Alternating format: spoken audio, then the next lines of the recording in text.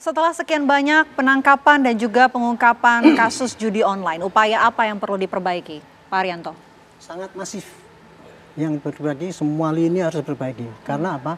Judi online yang kita hadapi ini ibarat saya katakan ya, ibarat kita menghadapi tsunami. Dan kemudian kita tuh menolaknya itu kita hanya memperbaiki mesin-mesin di kapal kecil kita. Penangkapan yang saat oleh Polda Metro, kemudian take down daripada Menkominfo yang ribuan itu tadi, itu baru sebagian kecil saja untuk menangkis tsunami yang sangat besar. Mestinya ya, kalau kita mau bertanya apakah sudah efektif atau belum itu ya, itu misalnya gini, Polda Metro, polisi sudah menangkap judi sekian orang, dari berapa yang belum tertangkap. Nah itu baru kelihatan itu apakah dia sudah banyak bekerja. Kominfo juga gitu, sudah take down sekian ribu, 7.000, dari berapa ribu, ratus ribu yang masih ada. Bisa menyita sekian miliar dari berapa triliun yang dikuasai oleh bandar dan sebagainya. Nah, caranya adalah menurut hemat saya, judi itu memberantasnya ada 3 tahap. Dari pembinaan, kemudian pencegahan, sampai penindakan. Pembinaan itu adalah menyadarkan para korban-korban itu supaya tidak mudah tergiur, itu salah satu ya, pakai literasi. Tapi ada juga kemarin yang ditempuh oleh di Sulteng itu ya, untuk mencegah supaya tidak jadi korban itu ya. Itu pegawai negeri diancam, kalau kamu sampai ketahuan di HP-nya ikut di dalam itu, akan tidak dinaikkan pangkatnya dan sebagainya gitu.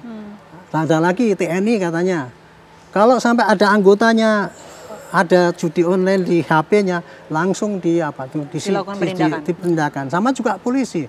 Menurut hemat saya, Pak Kapolri mengatakan, saya akan melarang anggota saya judi. Mestinya itu cek saja semua anggota itu, kalau apel dicek itu, ada nggak dia terlibat dalam judi apa enggak.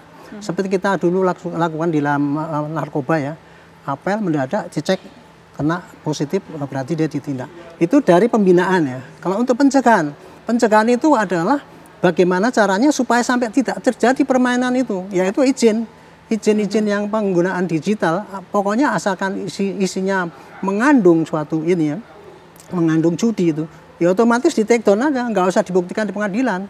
Itu sudah satu paket dengan pengeluaran izin bahwa kita boleh pakai digital dan sebagainya, tetapi kalau ada konten yang isinya ini, maka tanpa harus pembuktian disidangkan, langsung saja di take down. Itu menambah. Dan kemudian peraturan-peraturan yang melemah, menurut hemat saya sekarang ini, peraturan yang lemah adalah proses untuk menindak perjudian itu.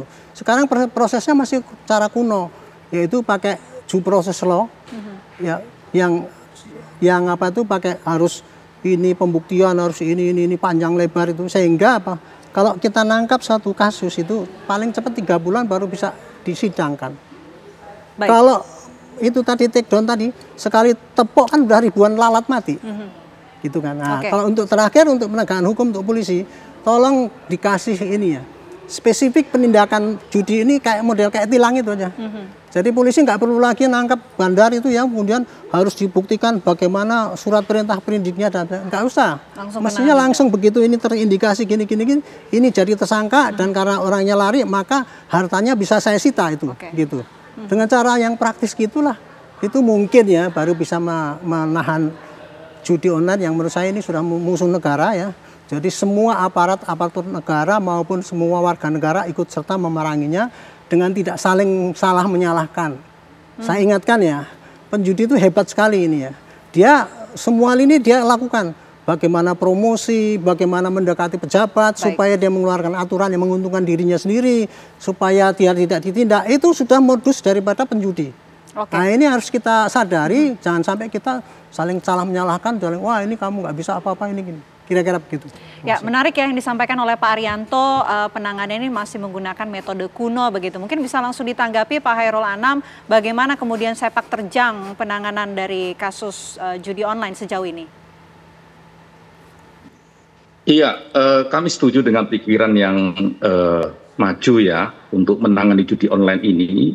Karena memang kalau berdasarkan data-data yang ada, ini kan memang sangat serius. Misalnya ya, ada satu riset yang dilakukan oleh teman-teman Populix misalnya, itu data sampai bulan Mei tahun 2024, sebenarnya ya Kemeninfo itu 1,9 juta sudah diblokir.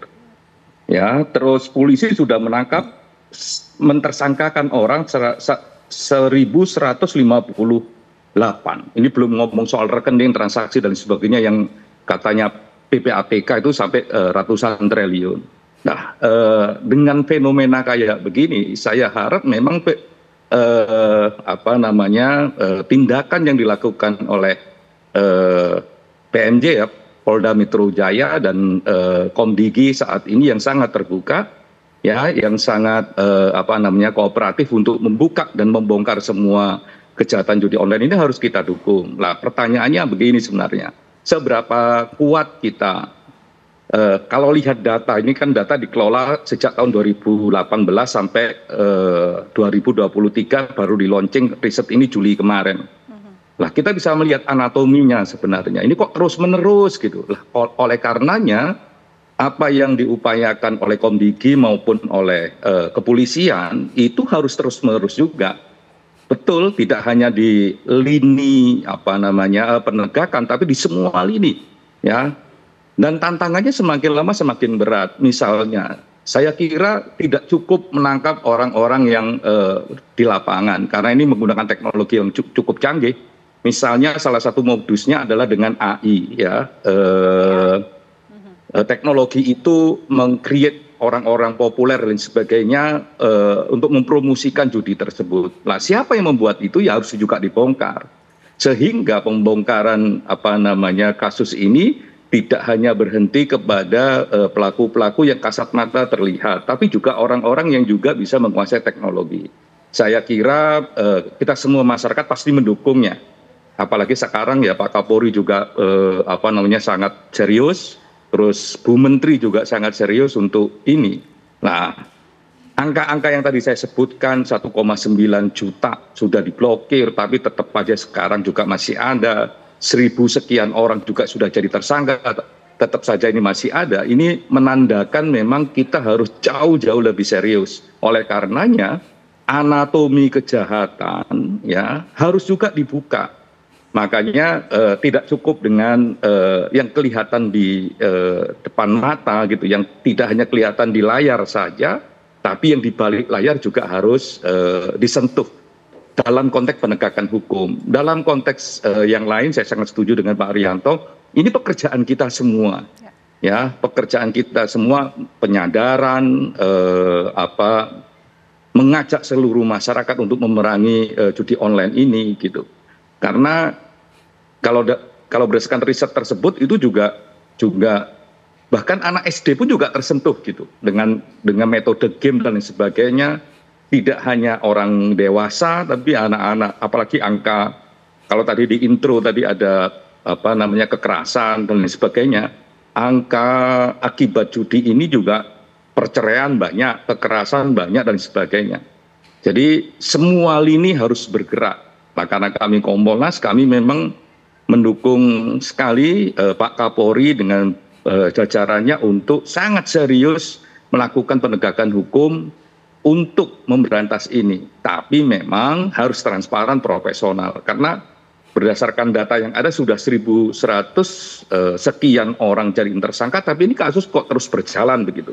Di mana sisi yang harus diperkuat untuk memberantas judi online ini? Gitu. Nah, oleh karenanya anatomi kejahatannya harus ditelusurin, siapa yang menggunakan teknologi dan sebagainya. Dan kami mendukung kerjasama yang sangat baik antara Komdigi sama kepolisian untuk membongkar ini. Karena masuk semua lini, termasuk kalau dalam data ini masuk ke situs-situs pendidikan, ya, ke situs-situs pendidikan, terus juga pakai teknologi AI sehingga seolah-olah didukung oleh semua orang termasuk public figure yang baik-baik, misalnya begitu. Baik, semua harus bekerja sama ya. Tentu menjadi pertanyaan juga bagaimana agar masyarakat ini kemudian tidak terjerat dengan adanya judi online ini. Mungkin kita akan bahas lengkapnya sesaat lagi pemirsa. Tetaplah bersama kami di Apa Kabar Indonesia Malam.